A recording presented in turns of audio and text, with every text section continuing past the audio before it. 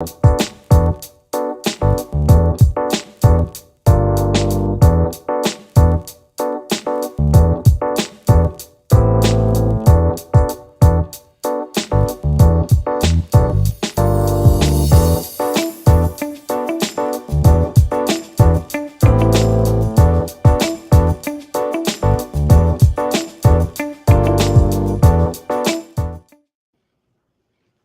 guys, this is Anthony from the Hive Mind. Welcome to another episode of the Hive with Us podcast. Today is a very, very, very special day. We have a very special guest on. A lot of you are going to recognize this gentleman. If you do not, I'll just tell you that I started following his content on YouTube before I even got into real estate investing, before I even decided that land was going to be my niche. So I'm excited about today's podcast, man. This is like I feel like I'm in a dream right now. So what's up, Seth? Yeah. Seth, hey, you didn't even say his name. Come on, Anthony, you're rusty at this. I want you to show his picture, that way you can be like, oh, I know this guy. So we're gonna do a double intro today, to kind of flip it on its head, because I got into land investing because of Seth Williams too. And dude, I didn't know that. I was truck driving at the time. So I am, and this is one of the biggest reasons why I do podcasting in general, is because I am a product of podcasting from Seth Williams here. So I listened to a couple podcasts. It was like Steve Trang, Seth Williams, and one other person. I listened to Tim Brotz's podcast when we did like the first few episodes. But like literally, the reason why I'm in podcasting is right here. So this is a very That's crazy, man. It really I know it had any impact on either of you guys. That's awesome. I mean, it really is. Here. It really is. I told Steve Trang this too, because I talked to him the other day, and I told him that too, and he's like, "Really?" I'm like, "Yeah," because like when the thing is that people that produce content, they separate themselves to become an impacter and impact the world, and you don't really know the impact you make till you have conversations like this. So I really wanted to impact you because you impacted us, and it comes full circle at some point, and it's going to happen to us because now we're impacting other people too. So now there's it's like the tree branch. You've impacted so many lives that it's now impacting other lives, and it kind of spreads. So you, Mr. Seth Williams, I appreciate you, and I appreciate all that you do, just because it has made a difference, and I commend you for it, for the consistency and everything that you do. And I appreciate it, man, because I would not be here where I am right now without you. Yeah, that is very cool. Thanks a lot, guys. I appreciate that. It's the funny thing. I met some people earlier this year that I thought, I think they're a big deal, and they were telling me, yeah, like I've been listening to you for years. I was like, are you serious? Like that's crazy. You just never know who's listening and who's watching. And I mean, you guys probably know, like you sort of feel like you're just in this little silo, and you don't really see what's going on in the world. But occasionally you get these glimpses, and it's awesome to see that. And sometimes you don't know till years after the fact, like with you guys. So thanks for letting me know. That's really cool. No, man. It's an honor. Yeah, if you guys haven't checked out the REItipster blog or REItipster on YouTube, I suggest you do so now, and you will not be disappointed. Lots of cool content that you put on there, man. Lots of cool people that you've interviewed and value you've brought to the world. So let's get into it, man. We can kind of go any direction that you want on this show. It's kind of just like an all about you type of show. But I would like to know, I think first and foremost, like I said, Daniel and I didn't know until right now, this 1 second, that Daniel had started following you early before he got into the real estate game. So that it probably explains the land crush that he had. We both found that out mutually about each other before we even, became business partners, that we were both in a mastermind, that we were both the only ones that were interested in land out of everybody in there. Yeah. So a lot of our viewers, man, are newer people that get involved. They subscribe to our CRM, and they kind of need some direction, right? So you, with all your experience, you've been there, done that. Where would you suggest that somebody who's just getting started might begin their land investing career?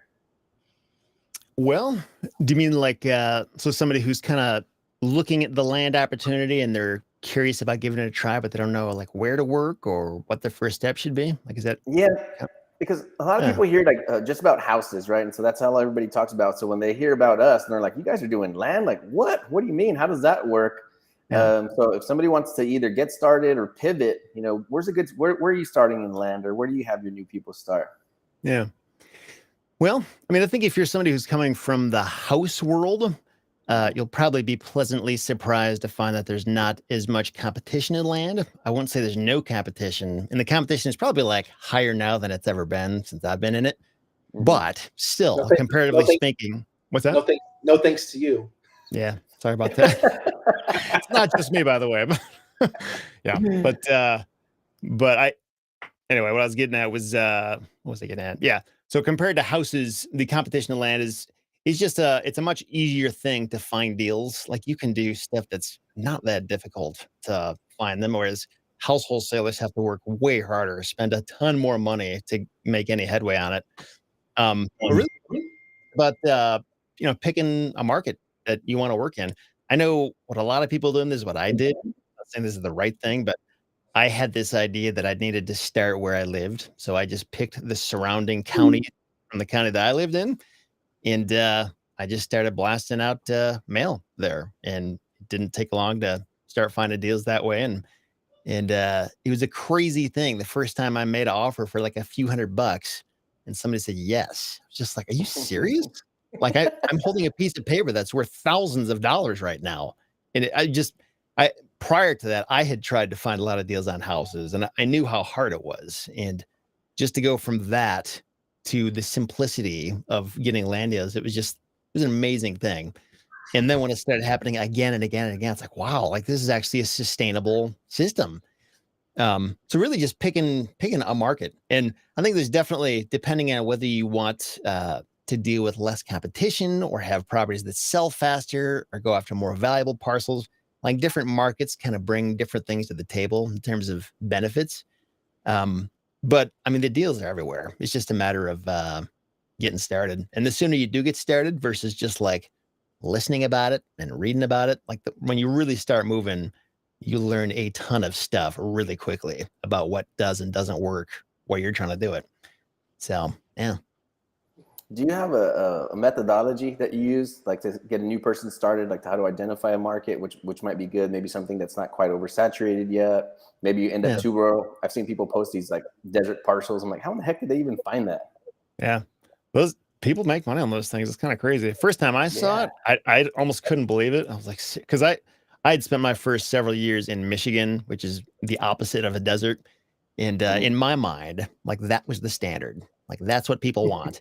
But I was mistaken. Like there's a lot of stuff, like I know in Southern California, for example, stuff that you made a ton of money from, and it's in the desert. It's just like, what? I don't get it. But I don't know if it's the proximity to LA and San Diego or what it is. But yeah, I mean, in terms of picking a spot that's not saturated, and I guess the word saturated, there's different definitions on what that means and like how busy a place is. But yeah, I know for a long time, the thing that I was pointing people to was places where the land is going to sell faster, because usually the bottleneck that people experience historically anyway, like where people start feeling stuck, is when it comes time to sell it, and they list it and they post it and they just sit there and they're waiting and they're waiting and they're like, come on, somebody buy this thing.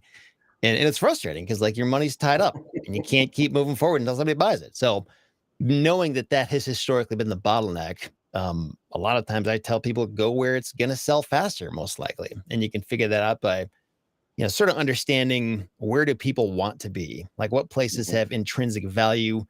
Where do people buy land from out of the country just because they want to own land in that area?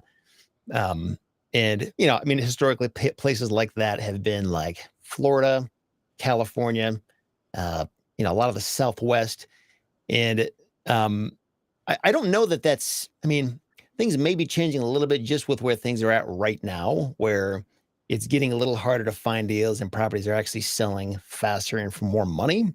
So that whole formula may be worth reevaluating a bit, depending on what your issue is and what you're looking for. But so that's one way to go about it, is just to look at places where the land is selling faster. And there's lots of ways to see this. I mean, you can go to a website like Zillow and really quickly get a feel for, how many properties are listed, how many days on the market are they typically, and click on a few listings and figure out how many views have they gotten, how many people have saved this listing, like how much interest is there in this area. Things like that can sort of give you some indicators. And yeah, so I mean, that's one way to go about it. Another way to go about it. So if you wanted to focus on areas where it's maybe easier to get deals and less saturated, so to speak, you could go to, I mean, I don't know if I can give you like specific counties or anything, but sort of reverse engineer that whole thing I just said about where's land going to sell really fast. Like, just forget about that for a minute and go to like some rural areas where there's not a ton of booming growth and there's not tons of people headed to that area. Those are areas where you'll probably have an easier time, or you could whittle down your list a little bit differently in terms of focusing on, like, for example, tax delinquent properties. There's some people who violently disagree with that approach, and I understand the reasons, but getting a list where there's a lot of built-in motivation or problems with these people and their situations, and tax delinquent properties is one of those ways to do that. So, they're behind on their taxes and they're about to lose their property. And if they don't pay off their taxes soon, they're going to lose the thing. And you can basically find them when they're in that situation before they've lost it and give them a way out. And a lot of times these people are, I don't know, I don't understand it. I don't get what their thought process is, but for whatever reason, they're just kind of apathetic. Maybe they inherited the property or something. And it would be very easy for them to just put a for sale sign on the property and sell the thing, but they're never going to do that. And if you don't find them and give them an easy button, they're going to lose it. So anyway, that tax delinquent list is one way to go about finding those people and giving them a way out for a really low price. So I have a question. With all the doom and gloom of the market changing, what is your go-to strategy moving to the market? Because I know people in houses are going to sub 2, and that's the big keyword out here. But what's for all the land investors listening today or in the future? What strategy should they go to, and what should they pivot to as far as doing land? Yeah, totally. I think it's interesting. When I first got in land, it was actually like, I think early 2009 was when I did my first few deals, and it was terrible. I mean, it was like the worst time ever. And I was in Michigan, which was the worst state in the country to be for anything. And I was still able to make it work really well. And even in hindsight, I'm kind of surprised I was able to do that. But the reason it worked is because I basically just adhered to the formula of, I was offering 10 to 20 to 30% at the highest of what the property was worth. But the fact that I was really being conservative about what the property was most likely worth, and then basing it on that, it just leaves you this huge built-in profit margin. So it's just really hard to get hurt on that. And there were times when, it took longer than I wanted it to sell, but that's not really any different from any other time, really. But I would say, probably not if, but when a recession starts to hit us, just pay really close attention to what's going on and how quickly things are slowing down and how fast property values are changing, which is already kind of a hard thing. And it's even harder with vacant land. But, basically just don't get apathetic. Don't shoot from the hip when you're trying to come up with your property valuations, and keep those offers on the low end. And sometimes I think if you're in a hyper competitive market, and I kind of say that tongue in cheek because hyper competitive means something very different for land people than house people. But if you're in a competitive market, and if you can't get deals making 10 to 20% offers, based on lower values, then maybe don't work in that market anymore. Or make sure you have some kind of a plan B, even if you have to like break even to get out of the thing. Just make sure you're in a position where you're not going to lose money or lose your shirt on the deal. And we've been in this rising price environment for a couple of years now, where it's like people can go out on a limb and offer more than they normally would or should, because values are just going up and up, and it's really hard to get hurt. But that's not going to last forever. It's not sustainable. So I think the time is coming where it's going to be slowing down and maybe even going backwards. So just be aware of that, and maybe try to temper any temptations you have to offer more than you should be offering. So of course, that also, if you're planning to like alter the property or improve it, that kind of changes things up a little bit too. But I guess what I just said there is in relation to properties that you're not going to touch. You're just going to flip the thing. That's what I was going to ask. So has your strategy evolved? I can imagine from 2009 until now. I guess it's a two-part question. How has your strategy evolved over time? And then with the pending recession, right, looming recession, would you move over to a wholesale model, or are you still going to like plunge ahead with just closing on it and just listing it and just waiting it out? Yeah. I mean, flipping and not making changes or improvements has pretty much always been what I've done, just because I get it and it's simple and I don't have to learn a whole new thing. And there's opportunity cost to that. I mean, there's deals I'm walking away from where I could make a ton of money. But I think at some point there's opportunity cost to everything. So that's just kind of the path I've chosen. There is one property I bought last year where I have actually made changes to it and I'm trying to improve it, but that's kind of an exception. And I think in terms of like wholesaling, if you mean like assigning the contract, is that what you mean when you say that? Or double close or any of those? Yeah. So I've done that in the past, and it's not like my first course of action. Like that's not the first thing I'm trying to do. Just because it can get a little, I don't know, a little muddy with trying to like communicate with multiple parties and insert yourself in there's the middleman. There's certainly some benefits to it though, because you don't have to tie up much of your own cash. But I have done it, and I think what it comes down to is like having the tools in your tool belt, like knowing, okay, now this fits that mold. I'm going to go that direction, as opposed to just militantly sticking to one strategy at all costs. Because it's kind of like the seller financing thing too. Like, I don't really like doing seller financing these days. It's just, I don't know.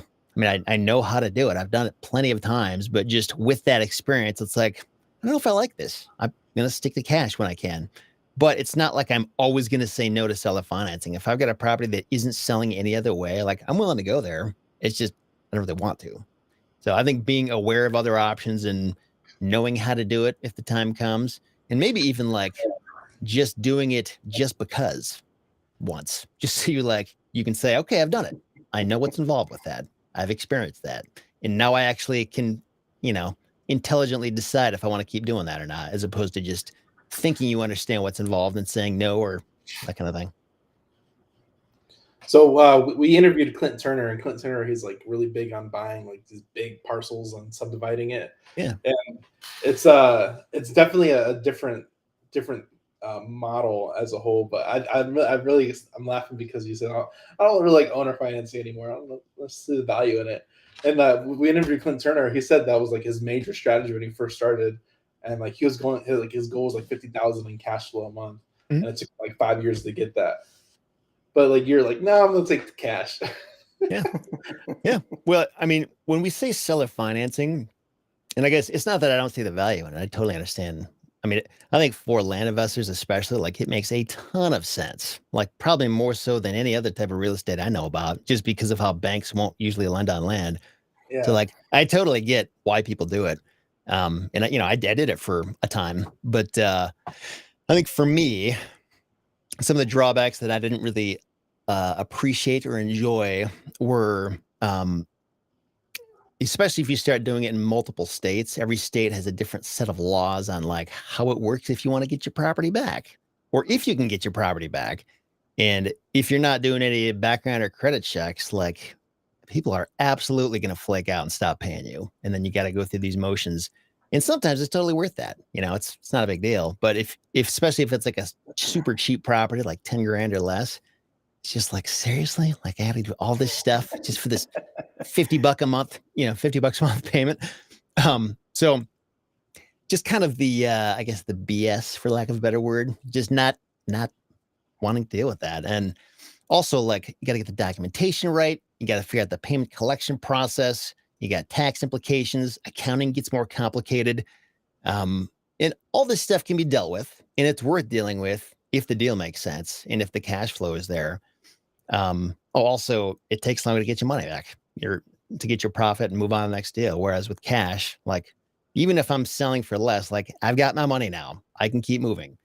And I think if people care a lot about the cash flow and the stability, then like absolutely, like seller financing is probably going to give that to you. But if that's not your main concern, if you'd rather have big influxes of cash so you can take that cash and move it on to something else, then cash sales might make more sense for you. So there's just different things to consider.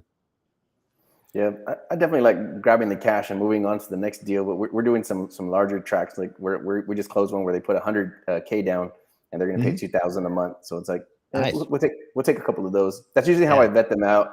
I usually look for 50% down, no matter what size property it is. So even if it's a $100,000 or $200,000 property, 50% down, and that's your credit check because they're less likely to default after they have that kind of investment out. Yeah, I also think it. When you're looking at the deal, like sometimes people offer seller financing as like almost as an act of desperation because they can't sell the thing any other way. And maybe the property like wasn't a great one to get in the first place. So sometimes it's almost like the deal is designed to fail because of those things. But if you have something like that, where like there's clear value there, people want it. Like your buyer has the means to put 50% down. Like it really mitigates a lot of the issues that would have been there in the first place, you know? So I think if you're dealing with that kind of thing, like it just starts to make a lot more sense. And even if you start going through the process of like actually vetting your borrowers and making sure they're good for it and verifying their debt to income and make sure they have the means to pay it and that kind of thing, like they're probably not going to default on you. You know, it's okay to get into a long-term relationship with them because the risk has kind of been handled for the most part. Whereas I know a lot of times I hear people talking about, like, I don't care who you are. If you have a pulse, you're approved. Let's do it. And that's just a different, you should expect problems if that's what you're going to do. So have you evolved over the years? Because I didn't know you realized 2009. That's 13 years. That's a long time. Yeah, like a lot more experience than both of us. But it's one of those cool things where like we've seen a lot of people evolve like into commercial and doing multifamily and all this stuff. Have you gone down that path, or you're just strictly doing land?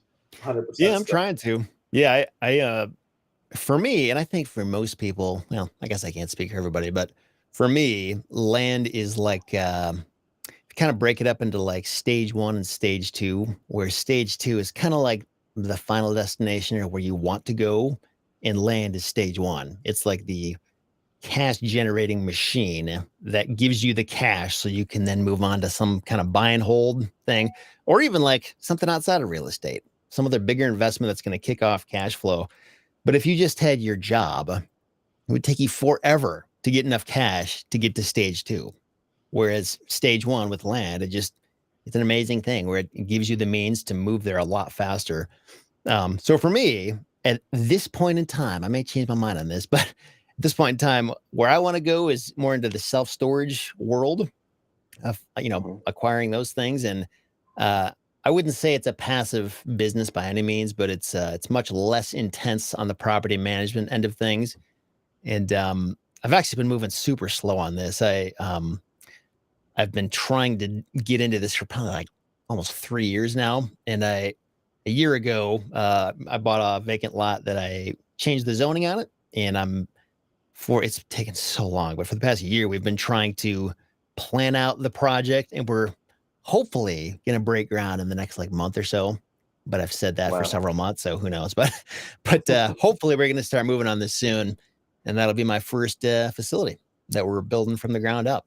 And that's actually kind of a backwards way to go about this. I think most people are probably better off buying an existing facility and just, rehabbing it maybe if they need to, because building from the ground up is much more complicated. It's kind of makes me want to pull my hair out sometimes. But anyway, to answer your question, that's where I'm trying to evolve. And also just run an REItipster. It's a very time consuming thing to run a website like REItipster. And that's taken up a ton of time too. And it's been super fun. I've enjoyed it a lot. So I don't see it as a waste of time, but that's kind of occupied a lot of my time over the years and sort of held me back from pursuing these other things that I would have loved to do sooner. I'm really glad you mentioned that, because that's what makes us unique. Because I do all the social media branding podcast side, and he does the land. So it's kind of like we kind of split force to create a better thing. Because running a podcast and blog is nuts. Yeah, it is. It's its own thing. That's something that a lot of people in our position.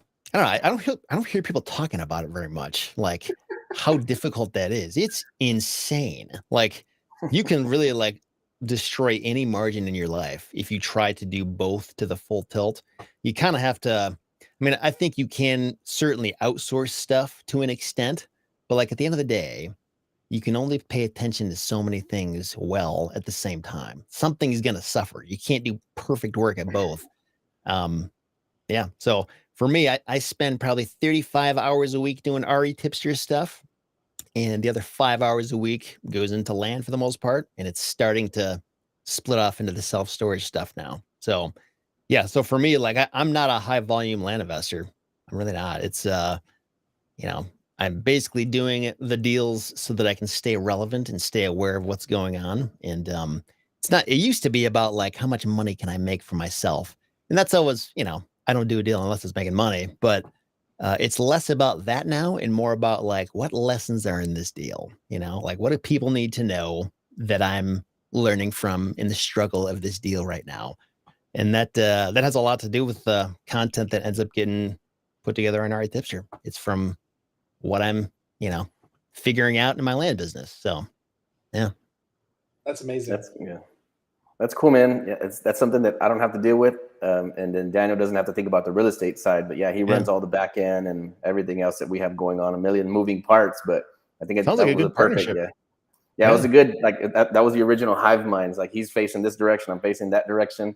And we're doing some damage in both areas. Yeah, I think we're doing a lot of cool deals, lots of creative finance deals. Like we didn't even realize that we're doing notable deals that people are like, wow, you put that together? Like I got a sub 2 house and then I traded it for a commercial property.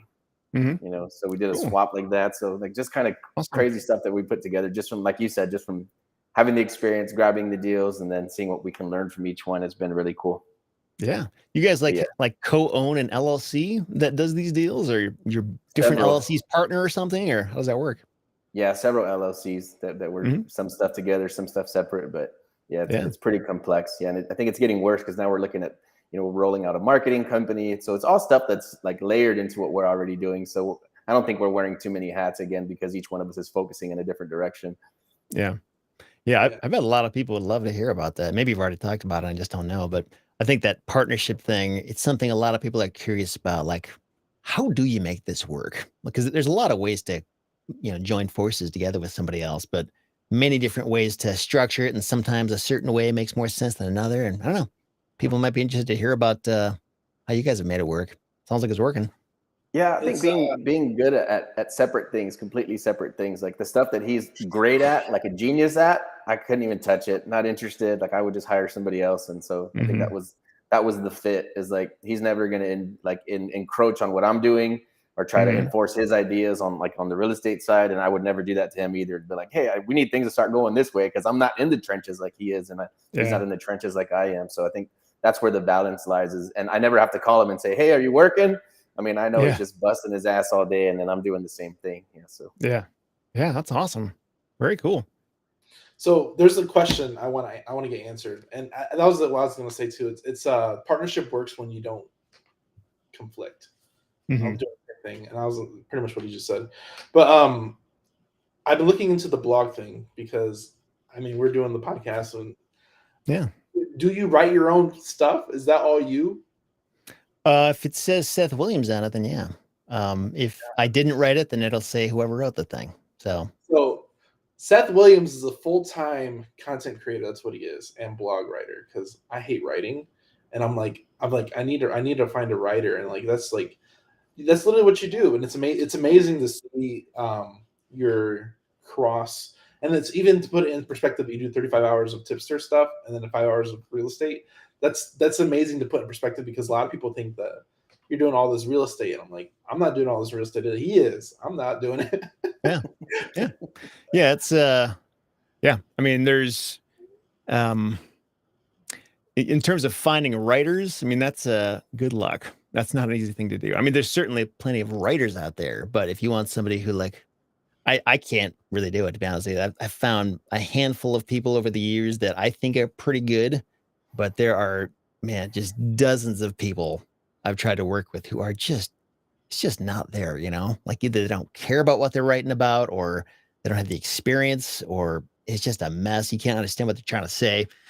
And and In the internet, I think it's changed over a bit, since I started doing this. It used to be blogs were kind of a big thing, but I think podcasts are kind of the new thing now, where I think they're easier to consume and people can do it in their commute or just working out or whatever. Whereas with a blog, you kind of have to sit there and just like have your undivided attention to read the thing. And video too, I think is a much bigger deal now. And yeah, there's all kinds of different directions you can go with it. And I don't know. I think what most people would be best suited to do is like pick one of those and get really good at that, whatever it happens to be. And yeah, and just realize like you can't do it all. So I will take that. I will take that. That answers my Yeah. question. Because it's one of those things where like I'm always on him to try and like produce content different ways because different mediums and stuff like that. Mhm. But that blog thing, I'm like, it looks like something I don't want to do. And Yeah. I'm like, and I'm glad you said that too, because it's a whole nother, it's a full-time job. Yeah, it can be. Yeah, it's I'm already busy. Yeah, exactly. Yeah, and I think for me, like, I didn't realize I would enjoy it until I started doing it. Like, I hated writing papers and I was terrible at it. Like, I almost failed my first English 101 class when I was in college. So, like, I was not somebody who was good at this, but it's a very different thing when you're writing about something you really care about and you really want the person on the other end to like walk away with something and have this aha moment and change their life. It's almost like if you were talking to your child or your sibling and like you really wanted to set them up well for the future, like what would you tell them? Like how would you empathize with them and help them see the pitfalls and just understand the truth really about like you're not selling them on stuff. You're just saying, this is how this works. Watch out for this. And this is what you're best suited to do. And this kind of stuff. It's a very different thing when you have a reason to communicate well. And some people can do that well through the written word. And I mean, some nice things about it is that it's I guess depending on who you are, I find it's even though it's time consuming, it's not particularly hard to make written content. Like with a video, like the lighting's got to be right. My facial expression has to be okay. I have to wear the right thing. My voice has to sound right. I have to actually say the right. Like there's so many things that have to be dialed in for a good video. It's very easy to screw it up. Whereas with a blog, it's like even if you do screw it up, just go back and edit the thing. You don't have to reshoot the whole video. So yeah. Anyway. Hey, let me ask you, because I just have a marketer's brain and it never switches off. So since you guys are covering all this, what do you do with that blog traffic? Do you have like some kind of training or something where those people go to, or what's the next step if somebody wants to, go deeper down the rabbit hole with you into the land game? Yeah. So yeah, I when I started my blog, I sort of built it sort of to emulate another blogger that I was following at the time, which was Pat Flynn of smartpassiveincome.com. And Yeah. something that really blew me away about what he was doing, it had nothing to do with real estate, but it was just like super high quality content, like stuff that was worth paying for, but it was free. And um but the thing was, he was like actually making money from it and a lot of money. And I was like, how are you making money? Like you're not selling anything. I don't feel like I'm being pitched on stuff. But he was doing it by, at the time anyway, he's got various affiliate links that he doesn't just like throw an affiliate link out there. He like really explains what it is and how it works and who it is and isn't for. And he's got other, random things that he sells. And so that's kind of how REItipster works too. There is like probably the big flagship product is the Land Investing Masterclass at landinvestingmasterclass.com. And that's like a big high ticket course. And a lot of people have been through it and had a great experience with it. But even if a person doesn't have the money or doesn't want to do that, or isn't even looking for land investing stuff, there's still a ton of stuff, a ton of value and education they get for free just by hanging out on the blog. I mean, whether you're trying to figure out how to set up your business phone system or mailbox, or, I mean, just spent thousands of hours putting this stuff together with this approach in mind of like, this should change your life and you shouldn't have to pay for it. And if you do want to use this thing I'm talking about, awesome. Here's an affiliate link for you. If you don't, no problem. If you want to go somewhere else, you can still use this information for that. And I love it because I'm a pretty terrible salesperson. Like I'm not good at trying to convince a person to do something. Like, but what I can do is just show you how something works. Like, this is just what this is. Here you go. This is what I did and didn't like about it. So there you go. And people find value in that. I don't really have to sell stuff because if they want to do it, they'll do it. And if they don't, they don't. And I'm fine either way. So that's kind of the bones of how REItipster works. That's cool, man. Yeah, I was gonna say, yeah, your content did change my life. So that's awesome. There's a cool quote that I heard recently. Is make your free stuff so valuable that that other people are paying for it. Yeah, yeah, and that's actually and people rip our stuff off all the time. Like, it's kind of crazy. I find other blogs just copy and paste our articles onto theirs, and it's like, yeah. And I don't know. On one hand, it's annoying, but on the other hand, it's just like, I don't think that's gonna. Yeah, it's that too. I guess I try to take it as a compliment, but it's also it's just not the best long-term sustainable strategy to build something. So whatever. I try not to get too worked up about it. Hey, why don't we chat about that master class real quick? Do you want to tell us where we can find it, what's included, and the price point? Yeah, sure. So landinvestingmasterclass.com. It's where you can see pretty much everything about it. But it's basically intended to be like an A to Z nuts and bolts course on how to start and grow your land investing business. And it took me a little over 8 years to put this thing together. Nice. It's full of videos, lots of downloads, audio files, stuff you can, contracts, you just kind of plug and play stuff. The thing I hear from a lot of people is it's like, it's almost overwhelming how much information is in there, but it's set up in such a way that you don't have to go through every single word from start to finish. Like, it's almost like a playbook. Like, you can skip around to whatever part you're most interested in. There's a really effective search function in there. So if you're just looking for one specific thing, like, just search for it and you'll find it. But yeah, it's a course that I have, I'm in there probably every month or two to update or add something. So this is not like something I made 10 years ago and it's not relevant anymore. It's something that I stay on top of. And if somebody wants more help on something, like, I do it, I'll add it to the course. So it's kind of this constantly evolving thing that continues to grow. And there's also monthly office hours calls where we do a call kind of like this with whoever wants to join, and we can answer questions for people and kind of give them live feedback on what's going on. And for the price point, there's it's 2 different prices. There's a bunch of bonuses that I think they're super helpful, but it's kind of like phase 2. Once you kind of understand the business and you want to level it up a little bit, these bonuses will come into play. So if you want the full thing, it's $19.97. If you want just the main course, it's $14.97 for the basic one.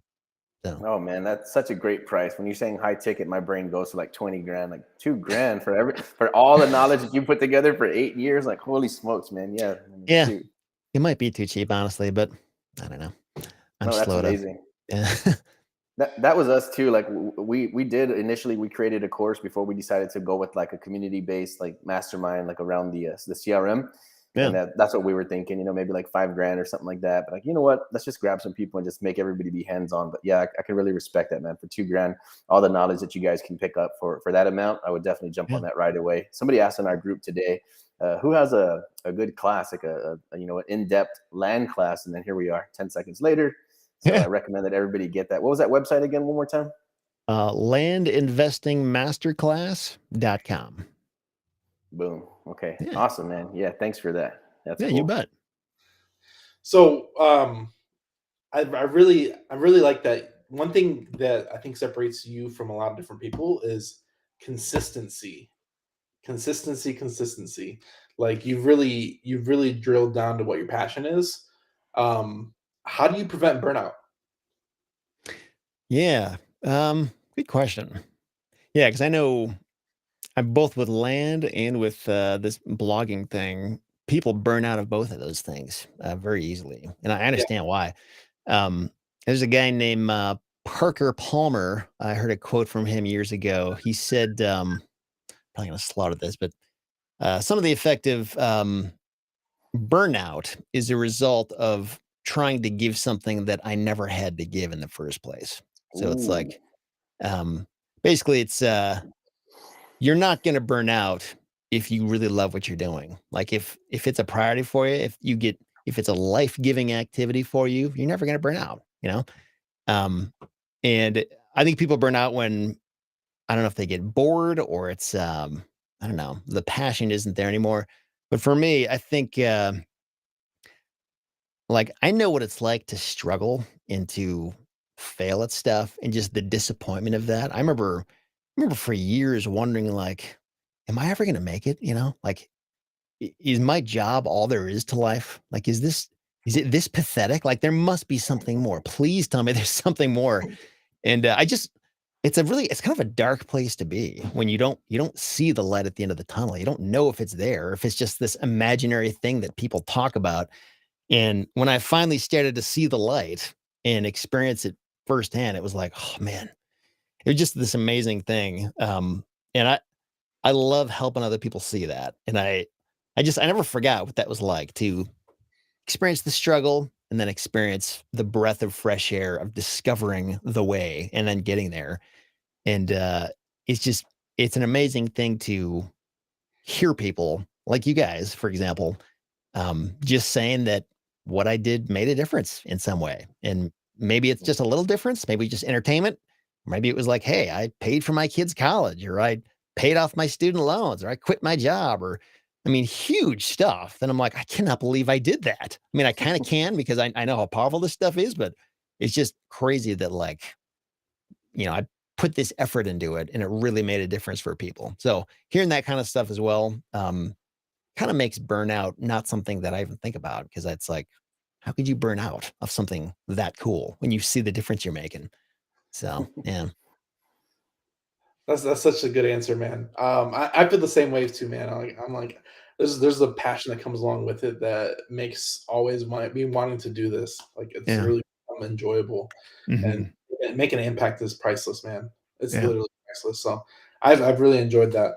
But how do you balance work-life balance? Because a lot of people struggle with. I mean, I think all of us struggle to a certain point where like whatever your passion is, you always put too much pressure on it to Hmm. produce more. There's always something to do. Yeah. Yeah.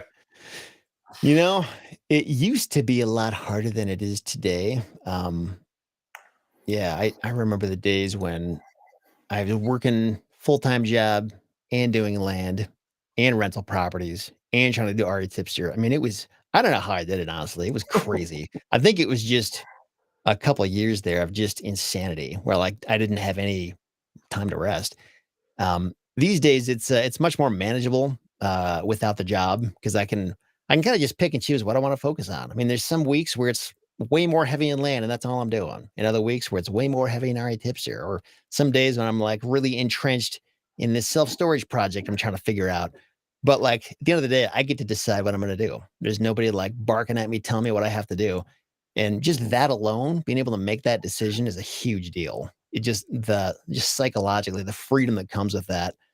Um, but yeah, I mean, in terms of the balance thing, so there's this understanding in my house anyway that once 5 p.m. hits, I'm done. Like my kids are running in here, work is impossible. Like I gotta just disconnect and be finished. And I am.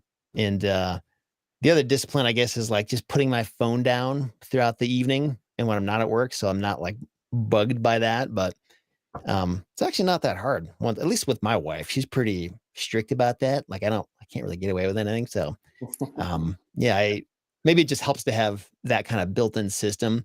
If I was a single person, I would, man, I would probably just work all the time, never stop, because like I really enjoy it. It's not, it's not like work to me. It's like kind of like play in a way. And if nobody was there, cracking the whip and telling me to stop, I would just keep going, which is like, I can't believe I'm saying that, because I used to hate my work when I used to, you know, do Yeah. things that weren't this. So I just never thought I'd be in a position where I would enjoy my work this much. But um, yeah, so I think having people in your life who sort of force you to balance it out helps a lot. But that's my solution anyway. How do you guys do it? I'll Um, tell you. Go ahead, Anthony. No, I was gonna say I think I took control of I guess my time in my life.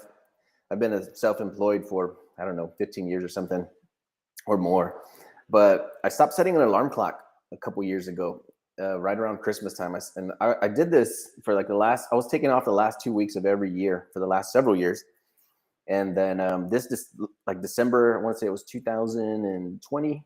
I just said, I'm just not going to set an alarm clock for the rest of the year. It's like early December. And it just stuck.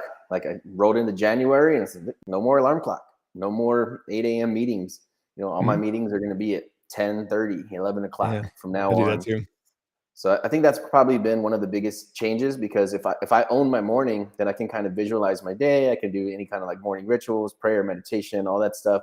And then so as the day comes, it's not hitting me like a ton of bricks. So I don't feel like I'm ever playing catch up, because I can strategically move into my day. I think that was probably the biggest game changer for me. And then, like you said, being in a position both financially and as far as like work burdens go, is where nothing is so pressing that I just have to jump on it right now. Like I'll just kind of let things come as they go. And then that's made it very easy for me to just take charge of my day. Yeah. So I feel like I can still do a lot of volume, and I'm okay with working late. And then unfortunately my wife is an enabler, right? Because she just knows that I'm just going to just do whatever I'm going to do. So she like, just keep on plunging ahead. I know she knows I'm going to make good decisions. And I will work around the clock. Like same thing, like you said, if I didn't have the littles and the wife at home, I would just work 25 hours a day and not even think twice about it, because I really do love it that much. Yeah.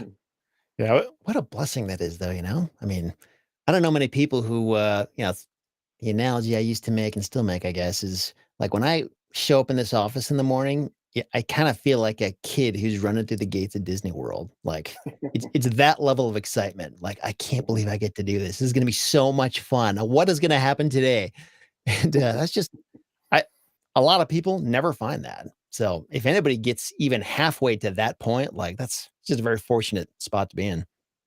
Yeah, I definitely agree with that, man. It's being the freedom of choice to do what you want is priceless. Yeah. Like all the money in the world, I'd rather have freedom stuff. Yeah, totally. It's crazy. My chair just broke. Wow. Okay. Been there, done that. What is a quote that is yours or somebody else's that you resonate with? Oh man, I'm actually like, I collect quotes. It's like one of my favorite things to do, because there's so many good things that have been said in the past. I guess Man, that's your quote. yeah, I guess. Yeah, maybe. There you go.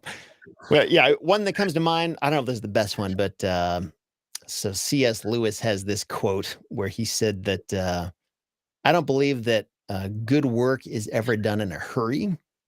And I've found that to be true in a lot of ways. Like the more rushed I am in trying to get something done, like the lower quality my output is going to be.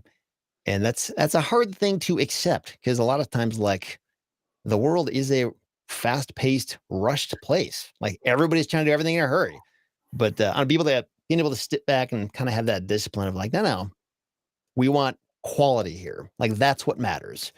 And especially when you're doing something like, I don't know, a video or a blog post or software, something that's going to live in the world for a long time.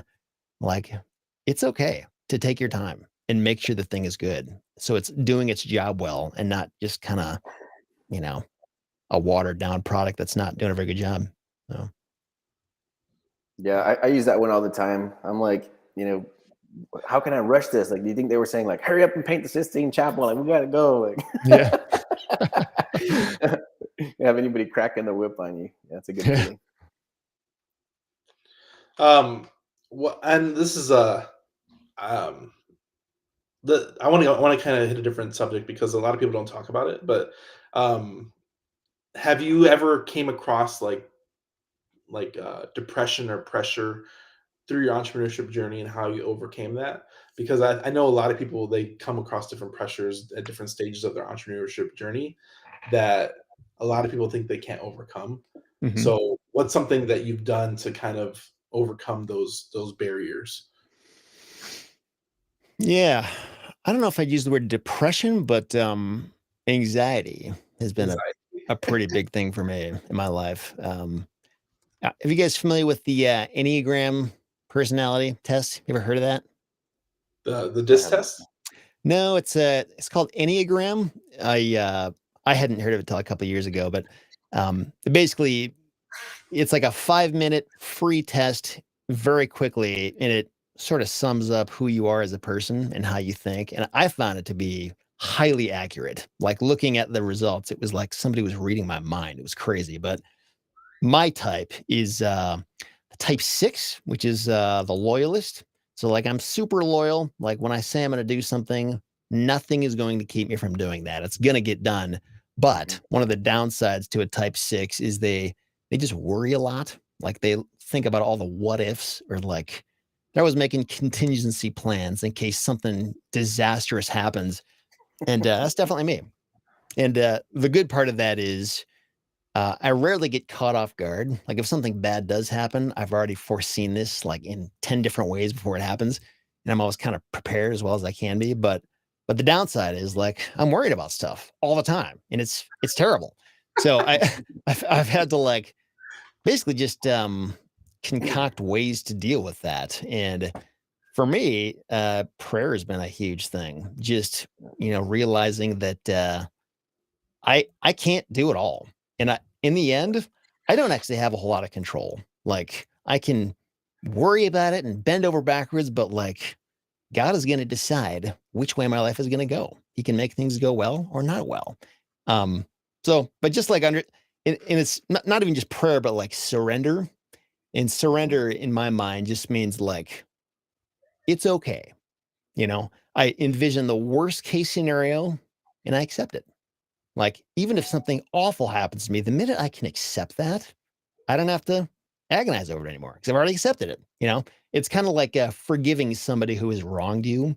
Like the minute you forgive them, you can stop thinking about it and it's not haunting you the rest of your life. We probably all have experiences with people who have like hurt us and we just like stew on it and we're angry about it. And meanwhile, this person doesn't even know or care, but we're the ones suffering because we're not forgiving them. So anxiety is kind of a very similar thing where whatever you got to do to just let it go and just stop it from eating you alive, you're going to be way better off. So I think, whether a person is prayerful or not, finding a way to just like release it and just, control what you can control and whatever you can't control, let it go. And that can be easier said than done for sure. But, to the extent that you can do that, life will get a lot easier for you if you have anxiety problems like me. Dude, what a cool, there's so much wisdom in such a short amount of time. That's amazing, man. And I think that's been a big part of my business as well, is I hate to let people down, like no matter who it is, whether it's a friend, a family member, a buyer, a seller, and those kinds of things will keep me up at night, right? I'm not worried about like financial detriment or even like health. Like I feel like I'm like going to live forever, but that's what does, if I'm creating or causing pain, even unintentionally for somebody else, that would drive me nuts. And I do have to spend a lot of time in prayer and meditation. That's very helpful. I've listened to the Tao Te Ching, right? Probably 100 times or 200 times on audio on YouTube. Whenever things like feel overwhelming, just put on my headphones and do that. I do a lot of water fasting, right? So that brings my energy down and helps me get clarity. I was going to ask you again for the name of the test, and then somebody asked it on Facebook. I want to write that down, because I bet you and I are a lot alike. I want to take that. Yeah. So if you the way it's spelled is ENNEAGRAM for Enneagram test. And I think there's multiple places online where you can actually take the test. There's like some longer versions of it, but the one that I took was like 5 minutes, super simple. But and I think the thing to remember is that nobody is strictly one type. Like I think there's probably like 4 different types that stand out in me. So it's not like you can really be summed up that specifically, but just kind of understanding like what is the dominant type in you? Like what are you susceptible to? Like what kind of, because like whatever type you are, like for example, the type 8, I forget what they're called, forget the name of it, but it's basically somebody who is sort of domineering. Like they're not afraid to tell you the truth and put you in their place and call you out. And the downside to that is that you can come across as a really mean person and be kind of a jerk. But the upside to it is you can stand up to bullies. Like if people are being terrible people, somebody like me would be like too scared to say anything. But a type 8 is going to go up there and like stand up for everybody. And so like Saddam Hussein was a type 8 and Martin Luther King Jr. was a type 8. So like there's good and bad to every type that there is, but just understanding who you are and like what your natural strengths and weaknesses are. And you can identify in what ways am I unhealthy in this type? Like, what do I need to watch out for? Where are the flaws in my thinking that I need to try to address in life? That's cool, man. Yeah, now I'm really excited to learn about this because I am the first one to shut down a bully, and like if we're like in a group of people or whatever, yeah, Yeah, real quick, maybe like you're yeah, a healthy type 8 right there.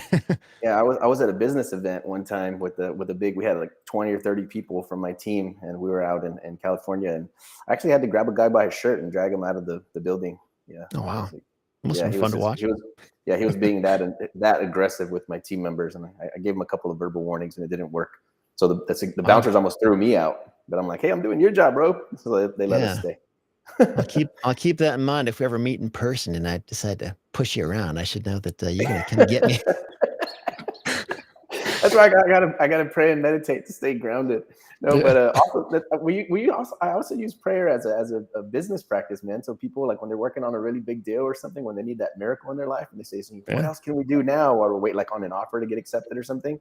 Mhm. I tell them just pray. You can't do nothing else. Just pray. You Yeah. can't control it, right? And so Yeah. I think we use Totally. that as a business practice. It's pretty cool. Yeah. Yeah. That's the interesting thing about prayer. It's like it's not like a cosmic genie where you just like ask for what you want. But I mean, even psychologically, there's something about acknowledging this is outside of my control. This is the outcome I would like, but I will find a way to be okay if it does not turn out that way. Like the answer no is acceptable. And this is Yeah. how I'm going to be okay. And just like thinking through that as opposed to just like putting your head down and plowing forward and forcing your will in the world. It's a big difference when you can just step back and, loosen your grip a little bit. Yeah, letting go. I think is huge. It's been a huge part of my business as well because I was that, all through my 20s and probably most of my 30s, like the plow ahead and knock down walls and buildings and everything to get my way, and it Yeah. served me. But you'll wear yourself out. Talk about burnout. When you. Yeah. But if you can just accept whatever outcome, I think that's probably help provide some level of mastery in my business. Is like it's going to happen with or without me. Killing Yeah. myself over it. Yeah. For sure. Dude, this was an awesome interview. We went into some cool spots that I didn't know we were going to head into, stuff Yeah. I've never heard you talk about before. Maybe I missed it if you have talked about this previously on other podcasts. But man, we just want to say we appreciate your time and energy, not only for what you've done in the past, but for also hanging out with us for an hour here. So this was really amazing, man. Thank you so much. Thanks for having me on, guys. It was good to talk to you. And let's stay in touch. So I always want to plug in your stuff at the end. So REItipster.com. Where else can people find you online? Or is that the main source? Yeah, so it's REItipster, not REItipster, but see, I actually own REItipster.com too. So if you go there, it'll just redirect you to the right place. So, REItipster. And if you go to any social media website, Facebook, Twitter, Instagram, whatever, just type in REItipster, you'll probably find our stuff out there somewhere. So, feel free to connect, follow, like, whatever you want to do. But that's how you can definitely find us. check out the podcast too. And it's, Yeah. I think it's, man, like I said, I really appreciate you for being so consistent. Like I said, hopefully the fruits, you'll never see the full reach of your labor, but I hope you see glimpses every now and then. And I hope we can provide that to you today. Absolutely. And I really appreciate your time, man. It's such an amazing honor to have you on and have this conversation. Like I said, we know you're the land guy, but to have meaningful conversations around that and even life and business, it kind of separates the land investor to the person, Yeah, absolutely. And I appreciate the conversation. Yeah, and honestly, like getting into some of that real stuff, I think it's a lot more fun to talk about than land. Like land is kind of like the foundation of it for a lot of people, but there's so much more to life beyond that. So I'm glad we could go there. Hey, maybe we can have a part 2 and we could talk a little bit more about philosophy and some other stuff would be cool. Yeah, man. Totally. I'm down. I would really enjoy that. Dope. Yeah, Thank you really so cool. much, man. We appreciate you, man. Thank you. You again bet. and again. You got it. Thanks.